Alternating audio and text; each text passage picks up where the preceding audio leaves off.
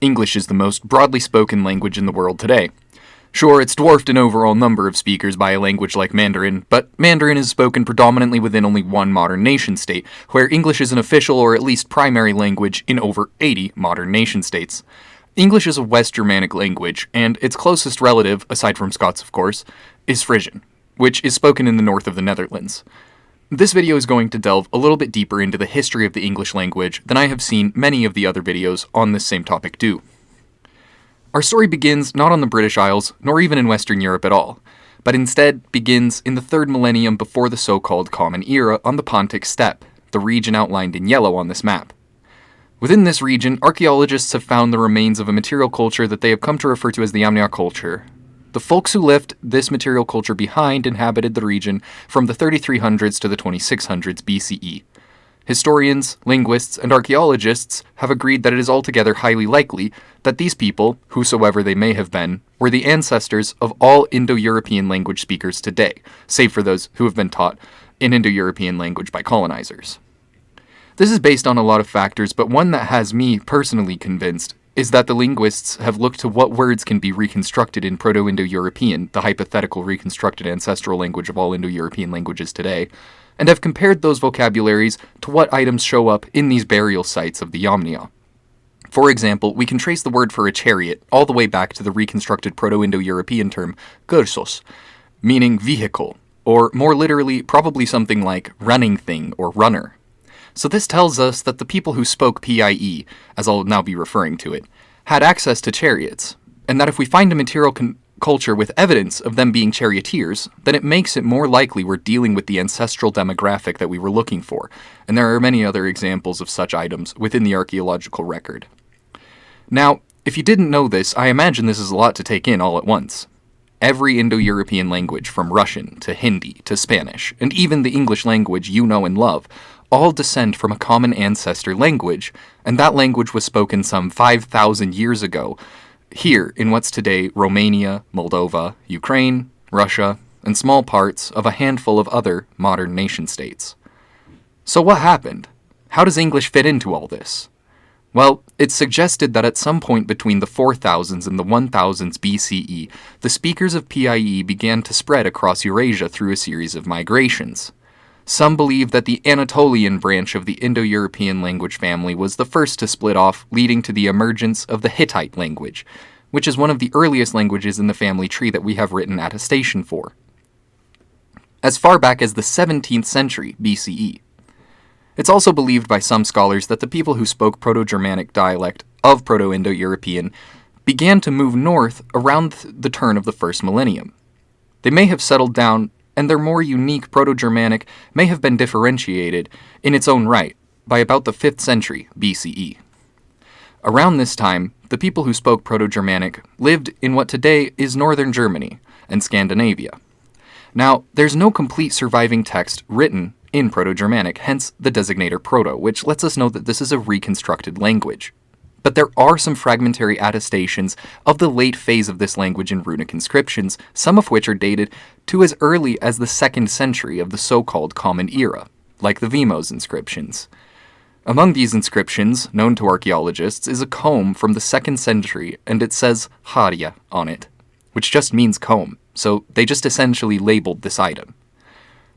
So we know that in the 1st century CE, there were Germanic tribespeople living on the east side of the Rhine River, and that by this time they were speaking the latest phase of the Proto-Germanic language, or perhaps even the earliest phases of the dialects which would become Proto-West Germanic, Proto-North Germanic, and Proto-East Germanic, which would all later split into even further dialect groups. This is when, from the book Germania by the Roman statesman Tacitus, we get the terms for some of the modern Germanic peoples. He calls the people who live across the Rhine the Germans, and calls their homeland Germania, which likely descended from a Celtic word meaning neighbors, or people of the forest. Tacitus also uses the term Frisi to refer to a group of people living on the northwest coast of Europe, where today is the modern nation-state of the Netherlands and into northwest Germany. In the 4th century CE, a period of migration started, known as the Germanic Migration Period. During this time, people who spoke East Germanic languages, the Goths, the Vandals, Ostrogoths, and Visigoths, began to migrate down from what is today northern Poland and Scandinavia into various regions of southern Europe. Starting in the 5th century, another wave of Germanic migrations took place. This time, a group of related peoples known as the Angles, the Saxons, the Jutes, and the Kents, and the Frisia, who were speaking West Germanic languages, began to migrate away from the mainland Europe. They went across the North Sea and began to settle in Britain. They left the continent because of growing pressures there imposed by the recent successes of the Hunnic Empire and the expansion of the Goths into various parts of Europe.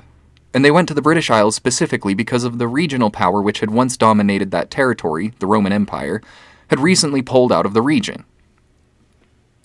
They took all their legions, magistrates, anyone of importance to the empire, and as much gold or other resources as they could carry, and they left the island behind in its entirety. They did this because of pressures elsewhere in their crumbling empire and to consolidate power upon the continent. They were spread too thin and started shedding undue burthens. By the end of the 5th century, there were significant numbers of Germanic peoples on the Isle of Great Britain. They had begun constructing settlements and shore forts to defend from and to aggress against the local inhabitants of Great Britain. By the middle of the 6th century, the migration had become, from the point of view of the Celts, an invasion. The Angles and company had begun to dominate the eastern side of the island. It's by about the 8th century that we get our first attestations of the Old English language, and there were definitely poems which were orally composed before this that we do have attestations of from later, but now I'll qualify Caedmon's hymn as being one of the oldest pieces of literature in the English language. Here's a little piece of Caedmon's hymn, to give you an idea of how English sounded at this point in its development. Nu schulan herjan, metteras mästi, var tjulder farur, echid richten. He ärst shop, hebben til grove, tha middunjard, echid richten. Firum foldu, he van riches ward, end his modjedank, swe he wundra je chwas, or astelidei, alle barnum, chaleg schepen, mon kun as ward, after tiadei, fra almächtig.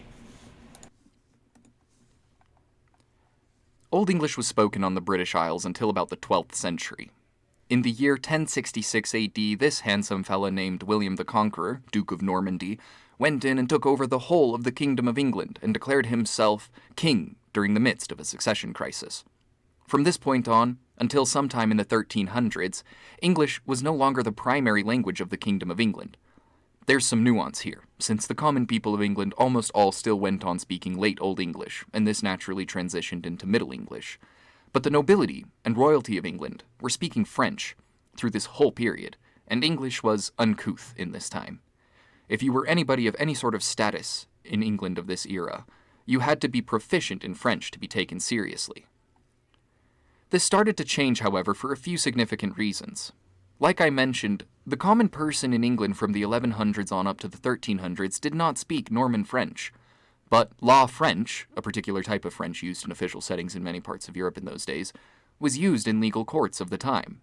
In 1362, King Edward III passed the Pleading in English Act. This made it so that the official proceedings of the courts would be done in plain English and not French. Another huge reason for the rebirth of the English language, and one of the pivotal moments leading to the existence of our language today, was the life and works of a man named Geoffrey Chaucer. He lived in the 14th century, and he died in the year 1400. He wrote a book called the Canterbury Tales, which was published in the year 1392. And it is still a very popular book to this day, especially for students studying the English language. This book was written in a phase of the English language called Middle English, and was massively influential among the common people of England. Chaucer himself was a low-ranking nobleman, and therefore he had the unique experience of knowing folks from all walks of high medieval life. He therefore knew peasants, some of whom outranked him since they were such high-ranking peasants, and he knew nobles, and he met knights, and he was entangled in the upper strata of English society of the time.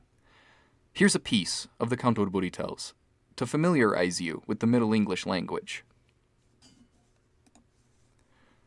Juan dar April, with his shures sorte, The draught of March hath perced the rote, and bathed every vein in switch liqueur, of which vertu engendred is the floor. When Zephyrus eke with his sweaty breath, inspired hath in every holt and heath. The tender Graupus and the young Sane hath in the ram his halve course rane, and smalle fowles maken melodie, that slepen all the nicht with open eye. So pricketh him naturen her courages, dan longen folk to goon on pilgrimages, and palmers for to second straunges straundes, to ferne halwes, couth in sundry landes, and specially from every shires enda of Engeland to Canterbury they wenda, the holy blissful martyr for to seca, that hem hath holpen, when that they were seca. Befil that in that season, on a day, in Southwark had the tabard, as he lay, ready to wenden on me pilgrimage, to Canterbury, with full devout courage. And nicht was come into that hostelria, well 29 in a compagnia of sundry folk, by aventuri fale, in fellowship and pilgrims were they alle, that toward Canterbury wolden ride, the chambres and the stables were in weede. And well we were nasced at the beste, and shortly, when the sun was to rest, so had he spoken with him every chon, that he was of ir fellowship anon, and made forward early for Theresa, to talk her way there, as he owed a vise. But natheless, will he have team and space, ere that he further in this tale passe, methinketh it accordant to reason, to tell you all the condition of each of him, so as it seemed me, and which they weren, and of what degree.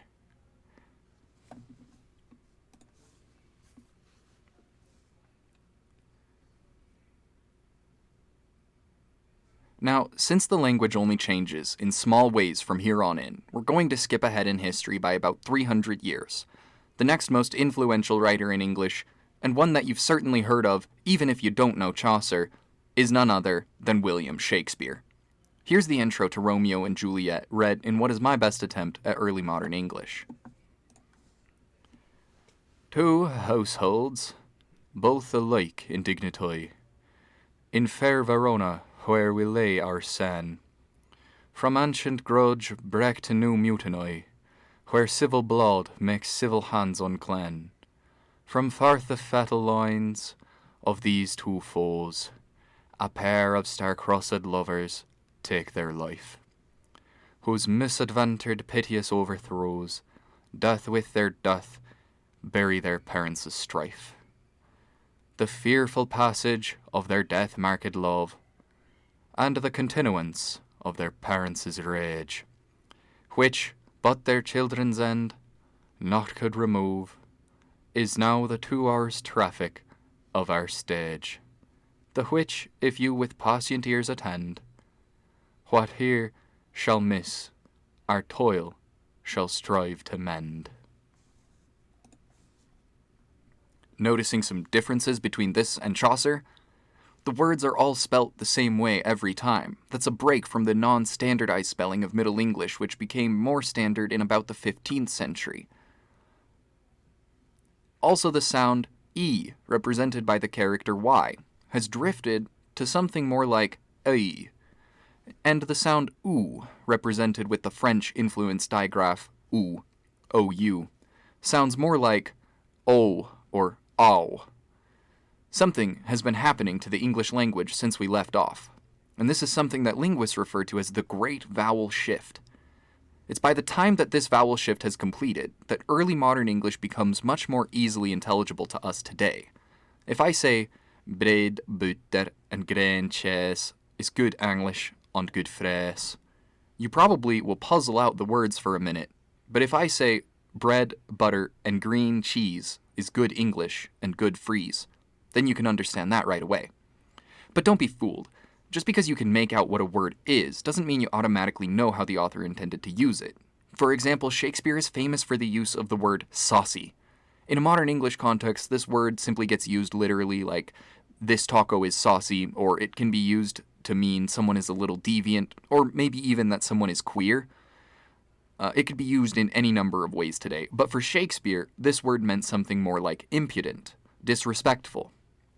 So the process of the meaning of a word changing across time is called semantic drift, and when you combine generations of semantic drift with the new vowels English created after the vowel shift, you will ultimately arrive at the modern forms of English we know and love today.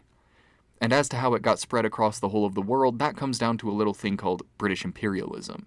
You see, before their decolonial period in the aftermath of the two world wars, the British Empire controlled roughly 75% of the total world landmass. This is not only the reason why English is so widespread, but also the reason for its possession of loanwords from dozens of world languages. Barbecue, for example, comes from a Carib language spoken in North America, and this word entered into English in the 17th century. So now you know that if someone asks you where English comes from, you can tell them all about how the Yamnaya culture inhabited the Pontic Steppe 5,000 years ago, and how their descendants inhabited Scandinavia, and how their descendants inhabited Northwest Europe, and how their descendants migrated to the British Isles, and how their descendants conquered 3/4 of all dry land on Earth. Hello there, and thank you so much for watching my video all the way through. I really can't express how much I appreciate that, since I'm just now starting out my content creation journey. So I have only the one microphone, the one camera, the one computer, the one monitor. That's it. That's my setup. And I'm literally in the bedroom of my childhood home right now. And like a month after I make this video and upload it to YouTube, I'm going to be moved out. I'm going to be at a new apartment, and I'm going to need to be making money so that I can pay rent at that apartment.